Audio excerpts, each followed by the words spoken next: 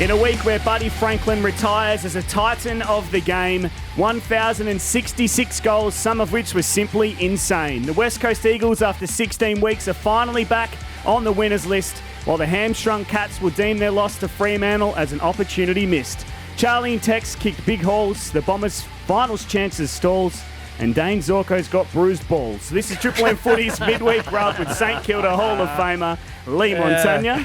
Hello, Rabsy. I actually played in a game one day, speaking of grabbing the balls, where Peter Philandia bit Chad Davis on the nuts. I was playing in that game. It was a Springvale v Port Melbourne, and I remember being on the wing and just hearing this, somebody bit my nuts! And we look around and Chatty Davis gets up. He'd been bitten. Peter Philandia got 10 weeks suspension. Wow. So, probably not enough, to be fair. I know, 10 weeks in hindsight. You get that for a sling tackle these days. The Ayatollah of AFL media, Damien Barrett, is here as well. Hello, Rabsy and boys, and I haven't got an experience like that to relay right now, thankfully enough. Well, except that time in Singapore.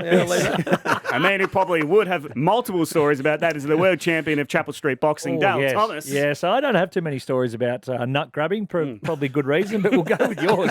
10 weeks for biting. What were you doing in a VFL game? No, it took my first year. I played a lot of VFL footy. How many? I thought you were straight to the seniors. No, I played nearly 50 VFL games at Springvale, early days. Nudge company? Yeah, I played 40-something VFL games. It was Springvale v Port Melbourne. Remember Peter Philandia? Played some footy for Essendon and Sydney. You remember the story? Yeah. When you got there, were the Saints good? No. So why were you playing the twos? I wasn't any good as that. I took a long time to get going. 50 games? Yeah, nearly. Just under. I didn't know it was that many. Yep. Yeah, okay. About 4 years. I think I played 4. 2 through injury, 2 through suspension in a club. So you went straight into the seniors, rating you straight away. But you hit the ground running. You were better than Pendles for the first He went couple number 2 overall. Yeah, that's for good reason. Speaking about taking a while to get going, the Poms finished the Ashes with a wet sail. They did. Glad we can get some sleep now. It was a lot of late nights. I know you sat through. Did you watch it all? Nearly. Yeah, I was with you. I had it on the whole night and kept waking up and catching the moments that I needed to catch. But rain delay killed me. I had withdrawal symptoms last night. As much as I was looking forward to not having the temptation to stay up till 3 a.m. again, I missed it. Sort of anticlimactic in the end, isn't it? Because it feels like they did take the moral victory. I Like we reckon they needed to win 3-1 to be able to give it up yours. I reckon they did, and the rained out test, which obviously was the drawn one out of the 5, and that was going to go their way, I felt anyway. How's the blatant cheating, though, with that new ball? Like, call it for what it is. A ball that had nobody out that was getting slapped around the park, and they go for a like for like. Yeah. One of those sides was taped, I swear. Yeah, it must have been. And what about then none of the English wanting to have a drink with the Aussies? Yeah. That's unbelievable too. That's against the spirit of the game. Well, can you tell them what that was like? Because you famously had a drink with the ring them up captain and of the tell them England what team. sort of blokes they're like. You had more beers Take us with through it. Stokesy than they did. What did they miss out on? You had a bottle of vodka with Stokesy, didn't you? Yeah, well, he had the bottle of vodka. I was just drinking from it. What were they like? No, they were quite friendly. I wasn't obviously talking a whole lot of stories with them. Not sense as well. But no, I did get to have, maybe I was the one who fractured the relationship. It all sort of went downhill from when I got back from England, didn't it? The spirit of cricket was invoked in that next test. Yeah. Maybe I had something to do with that. Time for reflection. Damo, we'd be remiss to not talk about the Matildas as well. They've captured the hearts of the nation, and the stadium's been packed. Yep, and the fear going in, needing to win the game against Canada, the reigning Olympic medalist, gold medalist. Look, I don't know enough about the sport to talk in any form of expert way, but I just know the narrative going in, it was going to be really ugly for a lot of people, including mainly the coach. But it doesn't matter now. No. It's big win. It's a good chat. Whose calf injury was a bigger story, Sam Kerr or Buddy Franklin's? Sam Kerr. Sam Kerr still took the honours, absolutely. Well, she occasionally speaks to media, doesn't she? Well, we will get to that because I know that's a bit of an issue with you. You hate that. I don't mind it, but yeah, we'll talk about it when we get to Buddy in the next segment. Yeah. I was going to say, I got asked I was doing Channel 7 Boundary, and they said, can you go ask Buddy for an interview? So I tapped him on the shoulder, and he said, "F off, Dale."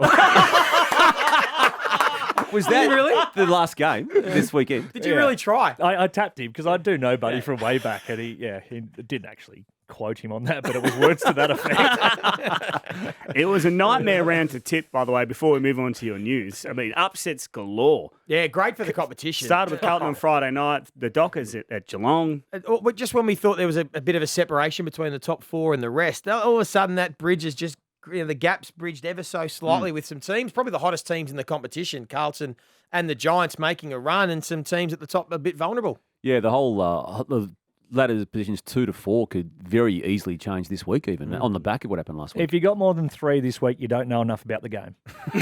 Or you were desperate. You got 5, or you're done. Or you were desperate and you're trying to make up some tips late in the year. I still look back at that round and look at the results and go, how? How does Freo roll Geelong?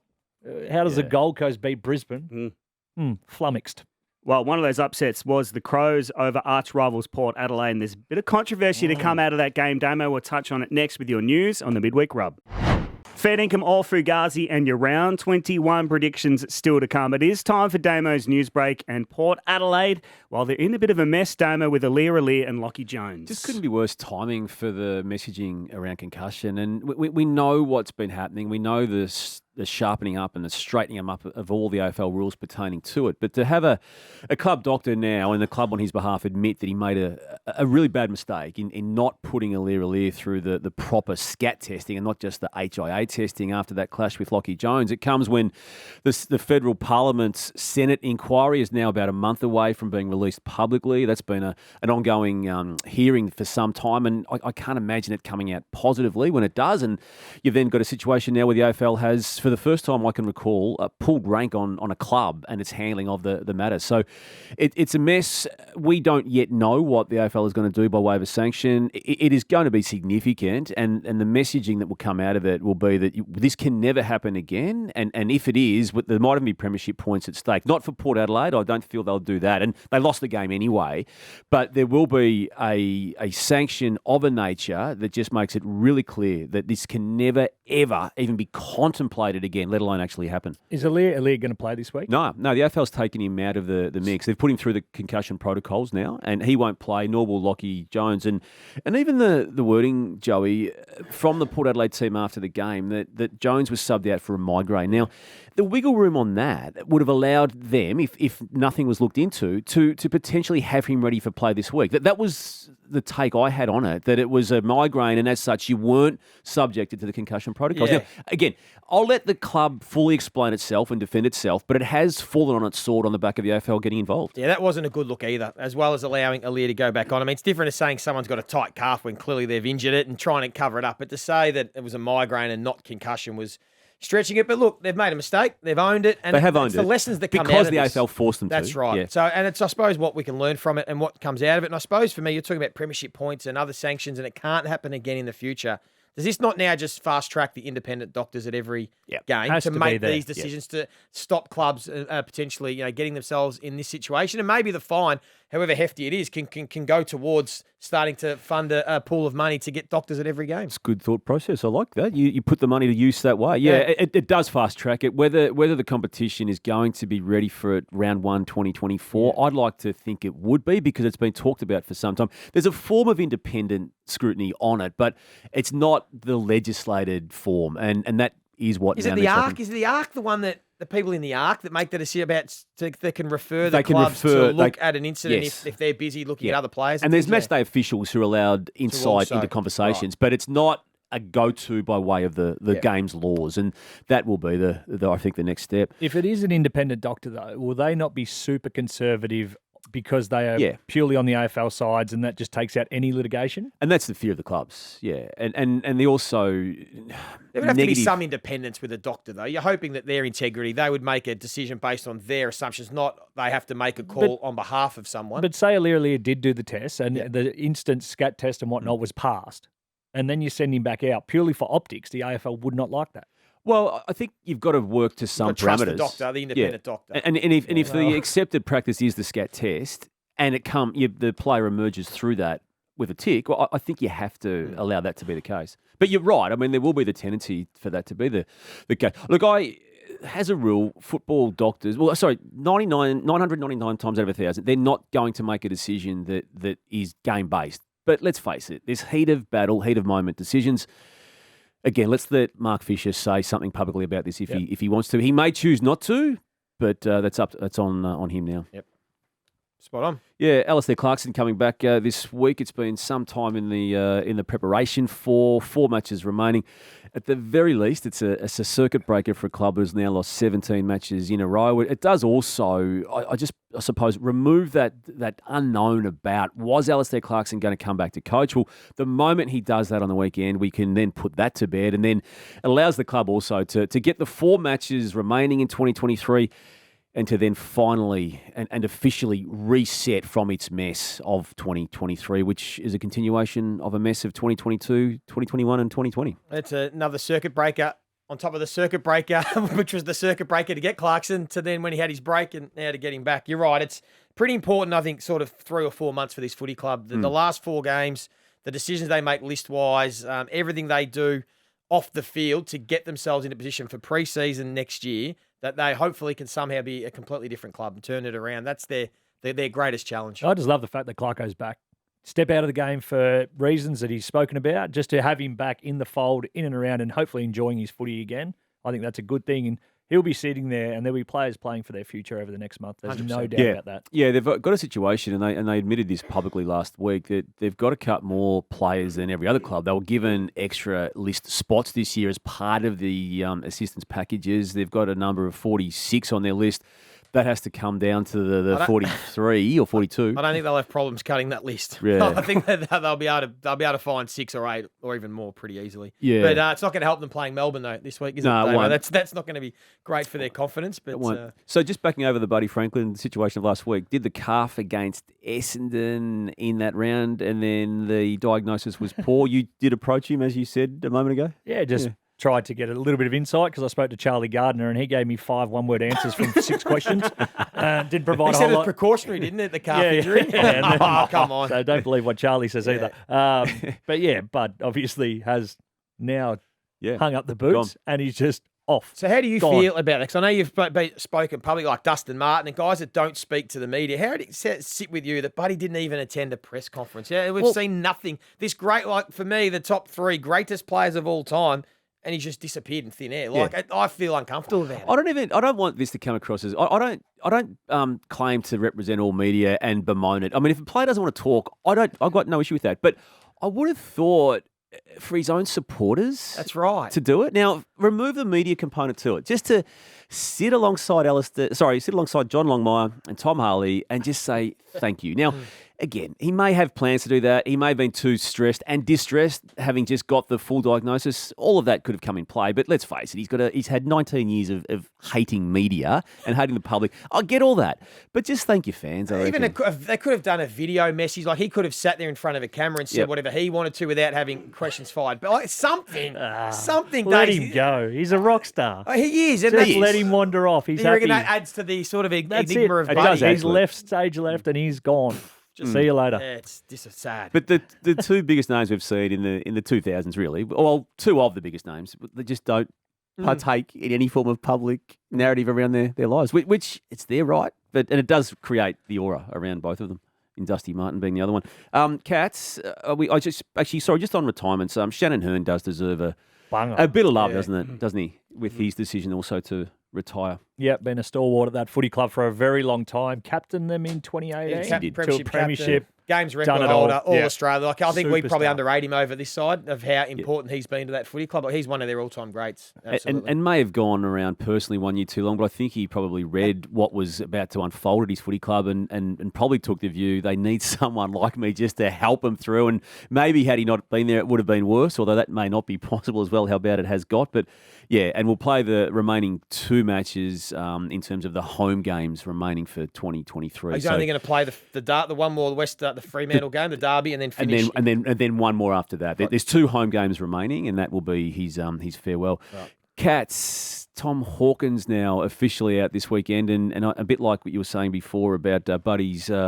precautionary movement. I don't ever subscribe to there being a minor hamstring. So for Tom Hawkins to have a hamstring at this late stage of his career for the first time, and obviously the bigger loss effect, arguably from the team balance point of view, the Mark Blitzarves breaking down with a hamstring as well. Yeah, that's it. All comes down to this Saturday night game against Port Adelaide. It's basically they have to win. Find a way to win to be able to keep their season alive. They lose, they're done. I think so. Yeah. With 3 to go, and that includes Collingwood next week. So really tough challenge. Be interesting to see how they go. And they get the power without those two players we just spoke about too. They've got their own injury concerns, and don't Lockie they, Paul? Jones. They do. Yeah, they're pretty thin down back.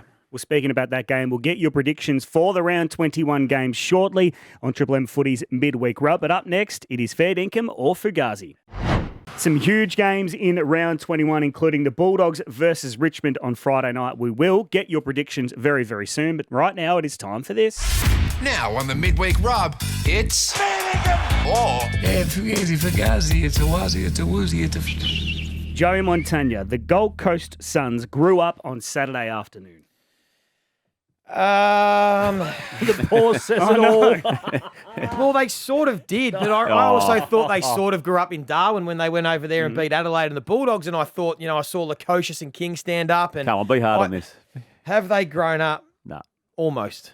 They're going through puberty. They're getting there. So Fugazi. Fugazi. Right. They're close, but not quite just yet. I can't trust them yet. They'll only grow up in my eyes if they actually ever make the final series. Yeah, and probably that's fair. until they do that, That's fair. it's all just talk. Yeah. Well, speaking of that game, Damo, the AFL needs to reopen the investigation into the Miller Zorko squirrel grip. Yeah, that's fair dinkum. I can't have a situation where a former captain of a footy club in Dayne Zorko is prepared publicly to say what he said about being grabbed there and having bruises in that region. Now, that's his version of events, but if the game is happy for that to sit out there publicly and for that comment to just hover and linger and for not to have anything done to it, well, that's its decision, but it doesn't sit comfortably with me. I think there should be something, at least a sign off on it. And as we are now talking on this early or late Wednesday morning, we don't have that from the AFL. They just chose not to look at it from an MRO perspective, but they've done nothing since the comments early in the week. What did Dayne Zorko gain from bringing it up again? That's a separate question. I don't really understand what he was going. Did he want it to be opened up? And I think he's just trying to make Touk look bad. But again, why? Like it was. Yeah, it happened on the field. It could be. On purpose or not. Again, No because real we need. have to comment on these matters, I did look at it like everyone else did, I assume. It was inadvertent, the hand going where it went. But it did linger just for that split second too long. Now, again, I'd rather Touk talk about it, and I'd rather Dayne sign off on it, and I'd rather the AFL sign off on it too. If Dayne was a clean cut, never did anything sort of outside the tram tracks of being wrong, like eye gouging or running your mouth to other people to get them physically upset, I could probably cop it. But when you sort of live in that space, you go, all right, well, I've got one back for the three I've dished out. Daisy, Adam Kingsley is Coach of the Year. Adam Kingsley is Coach of the Year. Good stalling tactic. That was the question. Yeah, I'm trying to go through my head of the other good coaching performances of the year. He'd certainly have to be in the conversation. Who else are we going with? Somebody help me out here. I think Kenny Hinkley, actually. Yeah. Well, McRae's sitting on top of the ladder too, isn't he? He got it last year, though. Remember we had this discussion? I was talking about Coach of the Year, and you said, no, just get... The premiership. Yeah. Well, that's but how that's it not the officially case. works. That's not the case anymore. They actually give a Coach of the Year. Or the coaches. Do the coaches give a Coach of the Year? Somebody did because Craig McRae won it. Anyway, It's not official. I would happily say that is fair dinkum. Yep. If they go on to play finals, which they should, and then go on to at least win one, I think you can happily say from where they've come from, he's Coach of the Year. Michael Voss could be in that conversation too. Oh, Jesus, he was nearly sacked. Nearly sacked. Well, speaking of that team, Joe Montagna, Toby Green should be All-Australian captain. I have asked you about Darcy Moore. This I is a think you hard said one yes. too. Yeah. Did I say yes for Darcy Moore? Well, Bontempelli. Oh, no, I'm going to say Fugazi. As great as Toby Green's been, I think the legacy piece is what they sort of lean towards, and I think Marcus Bontempelli deserves it for his resume and what he's done, although the Dogs are struggling a bit recently. I'd still give it to Bont for the year he's had. Toby Green, do we still, if he was in Melbourne, he would be a bona fide superstar. I don't know about this argument anymore. We've been saying this Really? for 5 or 6 but years. he's a superstar. I think What we've been do you saying it for a want? dozen But what do you years. want us to say? What do we say? He's no good. But it's sort of, Toby's done his thing again without. But he all does. Compare a Marcus Bontempelli to how that's commented about pre-game, during the game, and everything, compared to a Toby Green.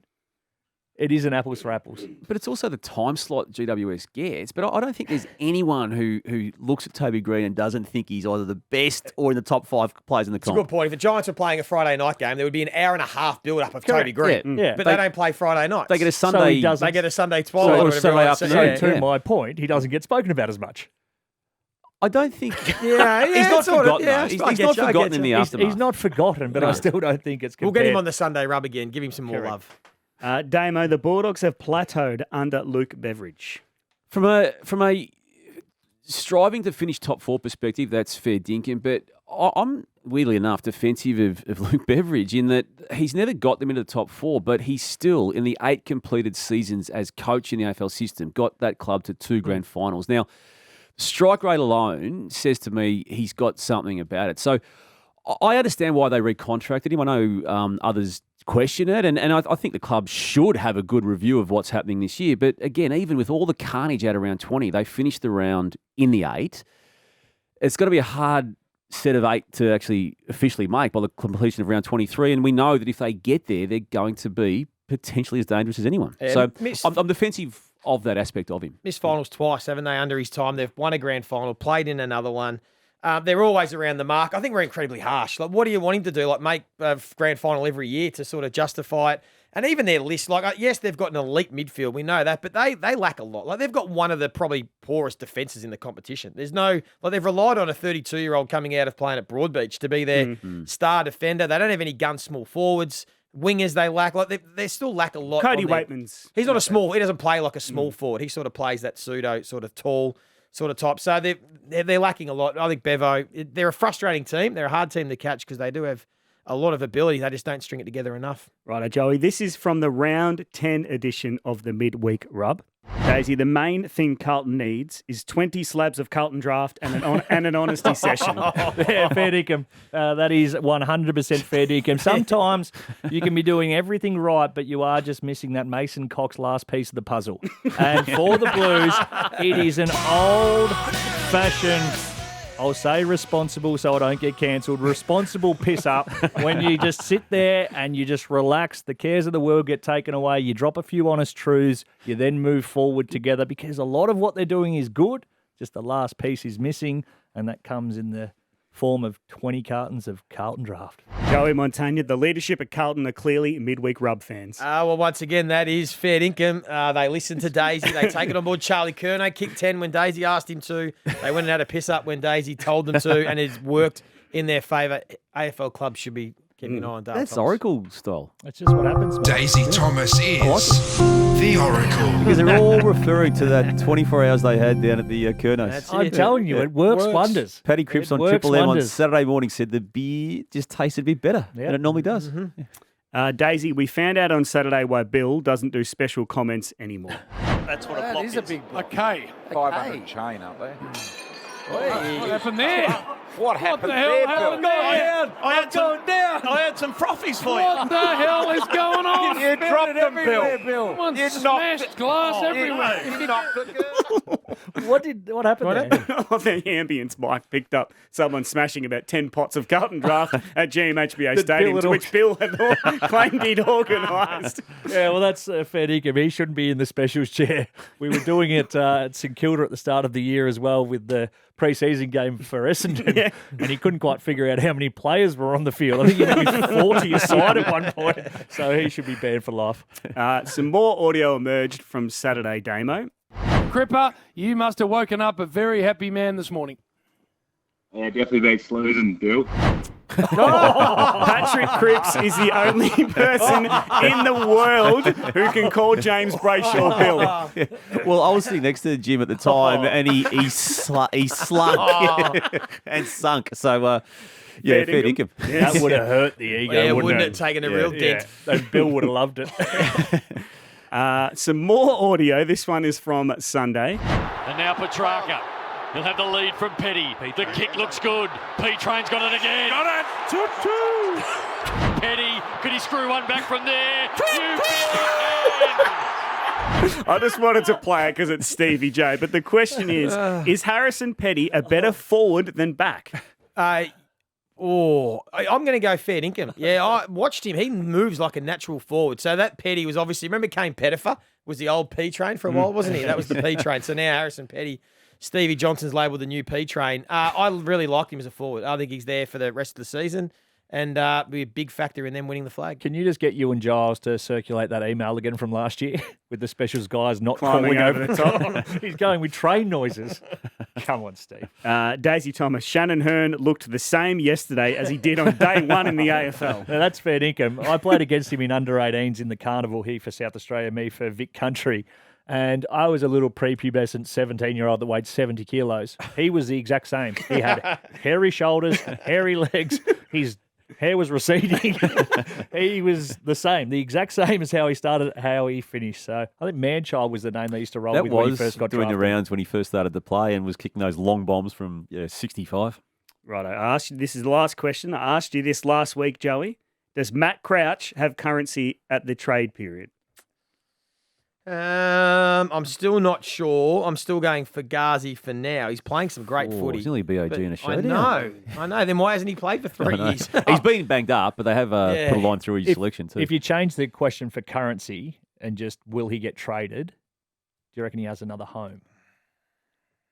Well, yes. Yes. There wouldn't be many takers, I don't think. But someone. Well, I don't know what sort of club. Well, I just don't know. Remember I said What last about week. the Cats? Maybe the Cats. Cats, They definitely need a big, midfielders. strong midfielder, has Yeah. it 30 times. Give it to the quick blokes. Maybe the Cats is a good one. They'll turn him into an All-Australian. They 3 probably times. will. He'll win a premiership. Yeah, that's good right. on him. Yeah, the Cats is a good one. There you go. There you go. So fair dinkum after all. Fair dinkum. Round 21 predictions coming up next. This is Triple M Footy's Midweek Rub. We're going to get you round 21 predictions very, very soon, but I want to play just one of your predictions from last weekend. This is Damo.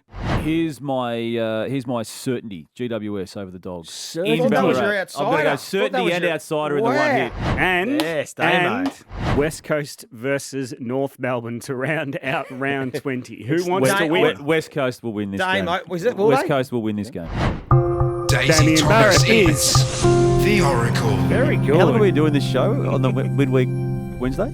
Oh, 3 or 4 3 years? or 4 years. That's the first time I've been an Oracle tipster. Yeah, well I'm a done, shocking Damo. tipster. Well done. No, you did very well, mate. So Bulldogs versus Richmond. This is a huge game at Marvel Stadium on Friday night. You know what? We'll start with you, Damo, because you're on fire at the moment. Okay, well, if that's the case, I'm going to go with the Tigers. I thought they were really good against Melbourne. I felt that they shot themselves in the foot with some skill errors, which is unusual the way they play in recent weeks. So I like what I saw. I am dubious about the Bulldogs and how they let the 35-point lead last week slip. So big game for both clubs for obvious reasons. Tigers to stay alive. Concerned about the short break for the Tigs. Played Sunday, now Friday night. Western Bulldogs get the extra day.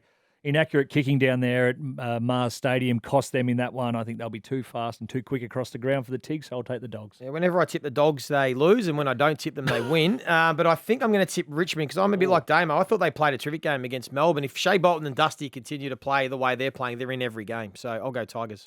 Essendon return to the winners list against West Coast. Yes. Yes. Okay, that was good. Adelaide versus Gold Coast at Adelaide Oval. How good is Tex at the moment? He's just unbelievable. Yes, this is going to be a good game according to form. 47-point win to the Crows, 41-point win for the Gold Coast Suns. Just have Adelaide at home. I think they'll be too good. Yep. Hawthorn same versus reasons. Collingwood. Yep. I think Pies get it done. Yep. Might be a dangerous type of moment for them, but yeah, Collingwood. Geelong versus Port Adelaide. Both teams are battered. You know, Blitzav's going down, very important for the Cats, but Ali out for the Power. This is fascinating. I'm going to lean towards Geelong at home. I think they might get themselves off the canvas one more time off the back of Paddy Dangerfield, who needs a big game. So I'm going to go the Cats. Yeah, I'm going to make Cats my certainty for this particular week for those reasons. I just can't have them not making the finals, having won the whole thing last year. So they're going to need to win this game to do it. And I reckon there's a sense of this is our grand final for this point of the season. I'm not getting caught up in the theatre of that and the emotion of it. I'm just going to go purely on the form we've seen throughout the year. And I think Port will win this game, and they'll be my certainty this week. Just quickly, if the Cats do lose, is that them done for the season, Joey? Most likely, yeah, with the other teams all around them. They've got Collingwood the following week, so they'd have to beat Collingwood, which you'd think right here, right now would be too hard to do. So, yes, if they lose, I think they won't make the 8. The game that's been rebadged as the Sydney Derby, the Giants versus the Swans, Damo. For the reasons that Daisy just gave in tipping Port Adelaide against Geelong, I'm just going to tip GWS just for the safety reason of that selection. That we know what they get. The Swans are a flip of the coin as to whether they bring their best. So Giants. Agree. Two highest pressure teams in the comp. I like the way the Giants are going. I think they'll be in this. I think Giants will win. Yep. Should be a cracker. 8 of the last 8, 4 have been decided by 2 points or fewer. Wow. Okay. North Melbourne down at Hobart. Any chance against the D's? None. Please. 0 squad. St Kilda versus Carlton. A top 8 defining match, Daisy. It is. I still haven't tipped the Blues, and since I said that, they have won. So I could see them winning, but I'm going to tip the Saints. Well, as you know, I didn't abandon the Blues, and I'm going to go stick with them, actually. Blues, I like what they're doing. I reckon there's some real substance to it, and I reckon I'll beat the Saints. No, I've got my certainty in this one. Oh. Absolutely, Carlton. I think the Blues will continue Really? to roll. Yeah, I think the Blues are the most informed team in the competition right now. Can Ross just bore them out of it? Literally just park the bus, frustrate them into not getting their ball movement going, take Charlie Curnow away from it with numbers, and then That's just... not the way they've been playing this year. They're not trying to park the bus. Their offenses, they're trying to play offense. So, But if I they think play they'll- offense, they'll get smoked. yes, but that's what they're. Okay. Yeah, I think Blues will be too good. And finally, Fremantle versus Brisbane at Optus Stadium. Can the Dockers do it 2 weeks in a row, Joey? Yeah, they can. Yeah, they're a hard team to catch as well. Like their best is still good at home, but I think Brisbane will be smarting from their loss. I think Brisbane are too good to lose 2 in a row. I think it's proof that Will Ashcroft's absence is bigger than some thought at the time. What happened last week, I think they'll fix that. And to me, they're the far better performed team. The ladder says that, and they can still finish second if it goes well for them from here. And I'd be surprised if they let another game slip to that opponent. And again, just going on the full season of work, 3rd v 15th, Brisbane for me. Recapping your certainties and a surprise, if you can, please. I've already forgotten. I don't think you've given one. I was going to go for... Well, Geelong's my certainty, and my surprise would be Richmond. Richmond are my surprise, my outsider, and Carlton are my certainty. I'll take the Pies as my certainty and Port as my outsider. Ooh, there you go. We'll catch every game across round 21 on Triple M and the Listener app, starting with the Friday huddle ahead of the Bulldogs versus Richmond at Marvel Stadium. Luke Darcy, Mark Howard, Jason Dunstall, Nathan Brown, our man Damo, Ash Chua, and Tom Brown. This has been Triple M Footy's Midweek Rub.